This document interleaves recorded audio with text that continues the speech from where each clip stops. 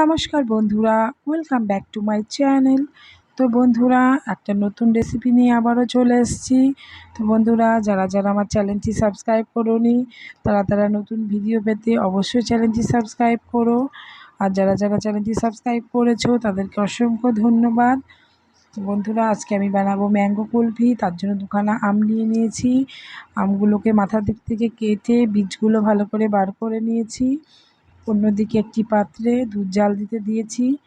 এখানে আমি আধা লিটার মতো দুধ নিয়েছি। তো আপনারা যেমন বানাবেন তেমন নেবেন।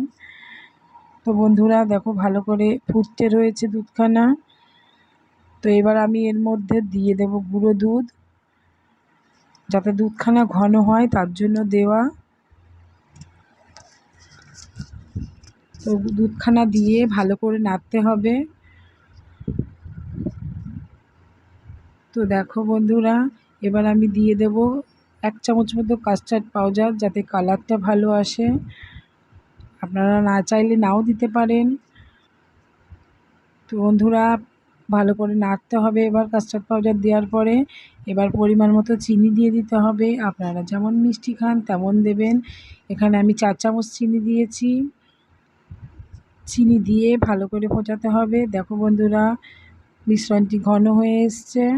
এবার আমি এটাকে আমের মধ্যে দিয়ে দেব। আমের মধ্যে দিয়ে সারা রাত ফ্রিজে রেখে দিতে হবে। তো দেখো বন্ধুরা, সারা রাত ফ্রিজে থাকার পরে আমগুলো এমন হয়ে গেছে।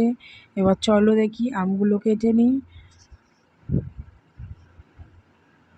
তো বন্ধুরা, আমাদের ম্যাঙ্গো কুলফি রেডি। যদি ভিডিওটি ভালো লাগে থাকে তাহলে লাইক, কমেন্ট, শেয়ার আর সাবস্ক্রাইব করো। আর নতুন ভিডিও পেতে চ্যানেলটি অবশ্যই সাবস্ক্রাইব করো। তো ভিডিওটি